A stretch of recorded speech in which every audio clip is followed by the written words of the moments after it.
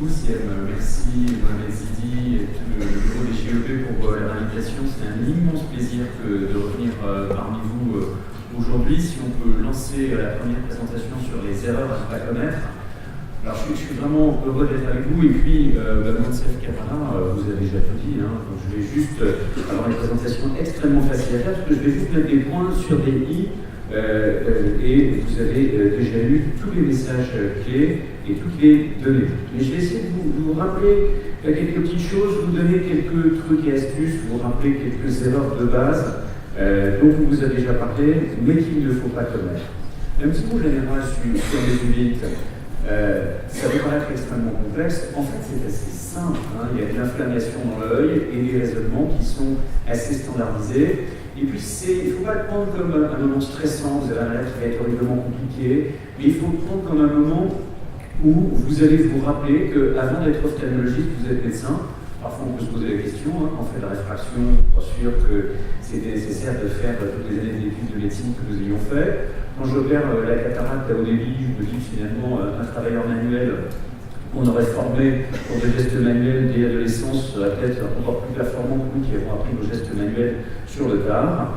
Mais quand arrive un patient qui a de l'inflammation, et bien là, on reprend notre casquette de médecin et je pense que c'est un moment donc il faut savourer dans notre vie professionnelle. Alors, la première erreur, eh bien, c'est de prendre pour une ulite ce qui n'est pas de l'ulite. C'est à goût de l'ulite, ça ressemble à l'ulite, mais c'est pas de l'ulite.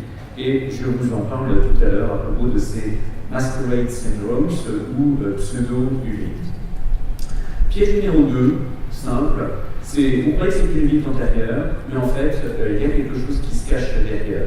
Moncef, tout à l'heure, vous a montré les images de nécrose latinienne aiguë en vous disant que parfois, derrière la nécrose latinienne, derrière une ulite antérieure, se cache une nécrose latinienne aiguë. Mais ça, c'est vraiment un piège, notamment si les lésions postérieures sont en extrême périphérie. Alors, quand vous avez ce type de situation, on est tentant de se dire que c'est une ulite antérieure. Évidemment, souvent c'est vrai. Là, c'était une ulite donc associée à l'HPV27 avec ses réactions ultra fibrineuses en champ antérieur.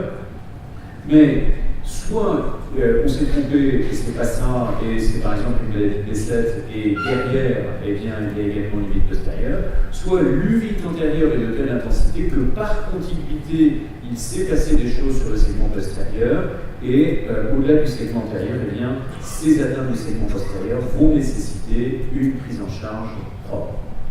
Ça, c'est l'exemple d'une maladie de B7. Vous voyez les hypopions, vous pensez qu'il y a juste le segment antérieur, mais quand le segment antérieur se nettoie un peu et qu'on accède mieux, eh bien, on se rend compte qu'il y a une atteinte postérieure. Vous savez que maladie de B7 plus atteinte du segment postérieur, ça dicte de manière obligatoire un traitement systémique et forcément, dans ce traitement systémique, un immunosuppresseur ou un médicament biologique. Troisième erreur, c'est tout simplement de faire une mauvaise analyse sémiologique, de rater ces petits éléments d'orientation qui vont nous guider. Soit il y a une microglobule il y a des nodules iriens, soit on a l'ulite qui est granulomateuse, qui est un bon élément d'orientation, parce qu'au lieu de chercher dans l'immense botte de foin des étiologies d'ulite, plus de 100, on va pouvoir chercher dans quelques étiologies spécifiques, ou bien avoir raté des signes spécifiques, par exemple dans une cyclique de Fuchs. Alors, le caractère granulomateux, vous le voyez ici avec ces précipités dits en graisse de mouton, donc en triangle. Ce qui peut être plus subtil, c'est ces nodules iriens de queue au bord pupillaire qui ont la même valeur d'orientation sémiologique. Et puis, encore plus difficile et parfois méconnu, ces nodules dans l'iris, ici les nodules de Lusaka. Et je suis toujours très content quand je suis aidé à la consultation par des internes un peu zélés qui très vite dilatent les pupilles de mes patients. Et puis, je leur demande est-ce qu'ils ont vu quelque chose dans les risques, ils n'ont même pas regardé. Donc c'est important de prendre le temps pour regarder ça. De même, si vous avez une consultation ultra organisée, vous avez un assistant, un orthoptiste, quelques-uns qui vous aide, qui vous prépare tous les patients, qui vous fait la réfraction, qui dilate très vite, et puis vous allez dans une atmosphère de consultation un peu dans la lumière artificielle, très tamisée, un peu comme dans cette salle, vous allez rater les hétérochromies subtiles, et dès lors que vous avez le doute sur une cyclique de Fuchs, il faut regarder les patients en bon éclairage, si possible, en lumière du jour. Et c'est un diagnostic qui est purement clinique, avec une douzaine de critères, l'hétérochromie, certains sont constants, d'autres inconstants, l'hétérochromie est inconstante, les précipités d'esthétique stellaire, comme des flocons de neige posés à la face postérieure de la cornée, leur répartition régulière de haut en bas, l'absence de silichiloïdes blancs, la chronicité, la discordance entre les précipités et l'inflammation de l'agrin du segment antérieur, le fait qu'il n'y ait jamais d'œdème papillaire, jamais de vascularité, alors même qu'il peut y avoir donc une hyalite ou une pseudohyalite, en cas des opacités infiltrées. Et puis, on vous l'a dit tout à l'heure, vous pouvez donner tous les corticoïdes que vous voulez, ça ne va pas aller mieux, et même ça donnera une hypertonie oculaire si vous en donnez trop. Piège numéro 4, manquer les éléments sémiologiques d'orientation au niveau du segment postérieur. Soit c'est trop périphérique, trop discret, insidieux. Ici, si vous regardez un peu vite, les petites taches blanches qui sont sur l'œil gauche, on voit en infrarouge et puis sur les tubules, ça les rater. Et le patient, on les voit un peu mieux en angiographie ici, mais très vite, ils vont disparaître. Parce que tout simplement c'était un syndrome des branches multiples de la naissance. Plus grave, vous avez un adolescent qui vient vous voir avec une myalite, vous pensez que c'est une uvite intermédiaire idiopathique du sujet jeune, vous n'avez pas bien vu ce petit foyer blanc, et là c'est une toxocarose, et heureusement c'est un cas différent, mais ça aurait pu être le même cas non diagnostiqué, et quelques mois plus tard, la réaction inflammatoire majeure provoquée par le toxocarocalis peut donner des choses aussi épouvantables que ça. Piège numéro 5, rater une étiologie infectieuse. De temps en temps, ceux qui se moquent des uvitologues, ça se termine toujours par les corticoïdes. Non, il y a quand même des étiologies infectieuses. Herpès, ici, l'atrophie dans ces segments herpétiques, la surface de l'atrophie est proportionnelle à la durée et la répétition des épisodes d'inflammation. Donc il faut traiter par valacyclovir péros ou l'eau court pour prévenir les poussées. On voit même l'équateur des cristallins en transillumination. Alors ça c'est un cas que vous avez montré les étudiants vietnamiens, de Liponek qui est là, qui entendait parler de cataracte et qui travaille aussi beaucoup sur l'uvite avec nous. Et moi, nous avions fait un cours au Vietnam et on avait demandé aux étudiants qu'est-ce que vous voyez vous comme étiologie du l'uvite. Ils m'ont dit on voit ça. Ah oui, quand même, impressionnant. Non, on l'a traité avec un traitement antituberculeux parce que c'était un granulome tuberculeux dans la chambre antérieure. Oui. Et après le patient est mieux, effectivement. Voilà, donc l'uvite antérieure donc infectieuse, qu'elle soit virale, bactérienne, ça existe. Postérieure, vous voyez ici un patient qui était VIH positif et ici qui avait une tuberculose. Après traitement, les granules du sein, si vous vous trompez et que vous pensez que ce n'est pas infectieux et que vous êtes face à une choroïdite multifocale et que vous donnez des corticoïdes, vous allez sérieusement aggraver le problème. Et puis ici, vous voyez cette image un peu particulière en périphérie, elle est très évocatrice de diagnostic. Je vous laisse réfléchir avant de vous montrer. La syphilis, et on peut penser qu'on raconte tout ça dans les comptes, mais qu'on n'en voit jamais.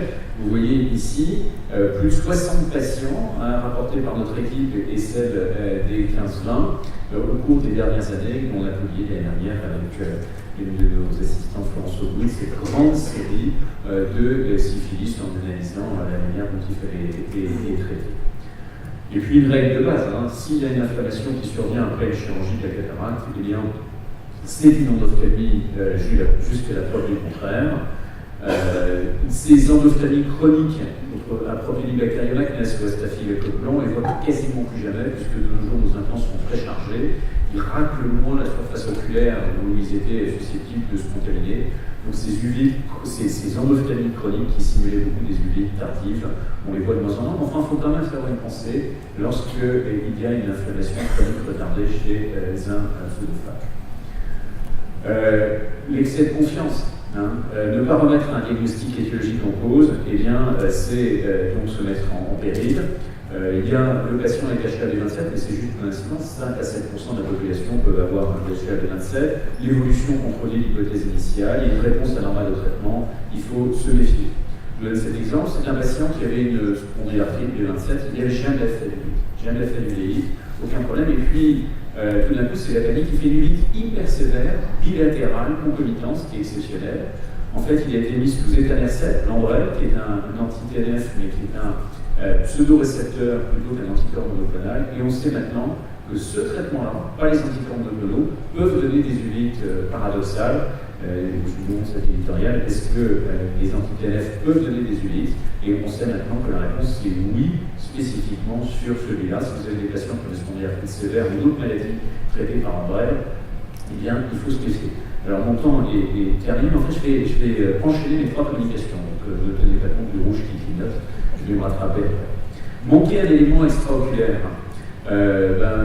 J'ai zoomé quand j'ai préparé la diapositive hier dans l'avion parce que si l'image du droite qui est une aphthose bipolaire, mais la bipolarité vers le bas, je l'avais mis en énergie, mon voisin d'avion aurait eu un petit choc.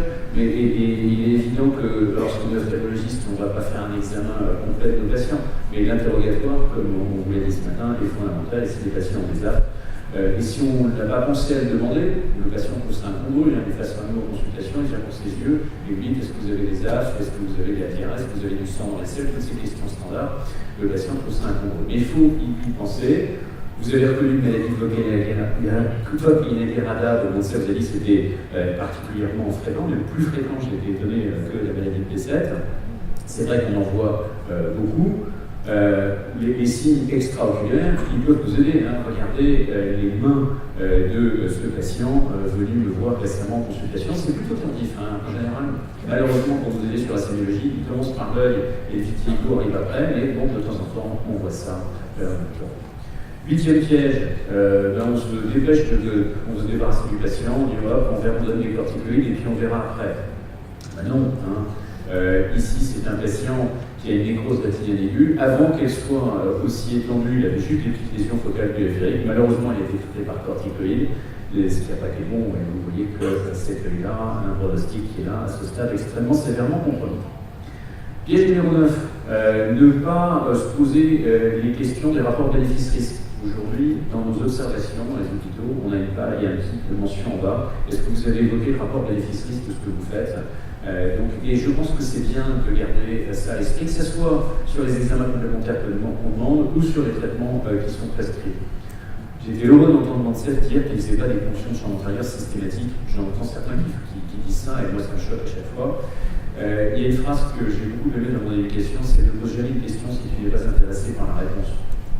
De temps en temps, je vois des patients qui ont des ponctions de champ antérieur, on ne sait pas très bien ce qu'il y a demandé, on a fait la ponction de champ antérieur. Ça veut dire qu'il faut faire une ponction de champ antérieur uniquement si on a un doute diagnostique, si on a quelque chose. Je vous rappelle qu'historiquement, ça a été la première chirurgie qui a été faite sous anesthésie topique. Vous voyez ici la petite marque dans la cristallée antérieure, qui est due à la main pas forcément extrêmement talentueuse d'un de nos internes. C'est des patients qui sont jeunes, la ponction plasmose, ça intervient sur une vingtaine d'années, les gens sursautent, on veut faire bien, on peut aller plein de liquide, et puis vous avez ça qui arrive dans le cristallin. Heureusement, là, il y avait une diffraction de la cristalloïde et on l'a découvert quand on a dilaté le patient un peu plus tard. Heureusement, ce n'était pas un patient de 20 ans, mais il avait la soixantaine passée. Enfin, ne faites pas des ponctions systématiques, ne les faites que si réellement la réponse va orienter votre stratégie. Pareil, quand on prend une décision thérapeutique, on peut avoir des conséquences de ces décisions thérapeutiques. Ici, c'est un patient à qui on avait injecté cet implant libération prolongée de l'hexamethasone, et on me voit en disant, je regarde dans la glace et c'est bizarre, je vois une petite ligne blanche. Effectivement, il y avait une zone un peu fragile et elle est passée à travers la zone. Piège 10, ne pas remettre en question un diagnostic. Encore une nécrose rétinienne aiguë, qui avait été prise pour autre chose. Ici, Mansef vous a dit tout à l'heure, dans la toxoplasmose, il n'y a pas forcément le foyer atrophique ou pigmenté préalable. Le typhoïde 6 avait été pris pour une toxoplasmose, qui était un petit peu atypique, interpapillomaculaire, mais en fait c'était une maladie P7 avec un foyer rétinique. Ici, on nous a dit que c'est une maladie de Birdshot, mais les HLA 9 négatifs, ça nous on n'y croit pas du tout. Évidemment, ce n'était pas une maladie de Birdshot HLA 9 négatif, c'était une sarcoïdose avec ses granulomes sarcoïdosiques, en voici un autre exemple. Voilà, donc faire des erreurs, ça nous arrive à tous. On se trompe tout le temps quand on fait du livre. On se rattrape sur nos erreurs parce qu'on suit nos patients, on corrige nos stratégies diagnostiques ou thérapeutiques, et donc l'erreur est humaine, mais persévérer, c'est diabolique.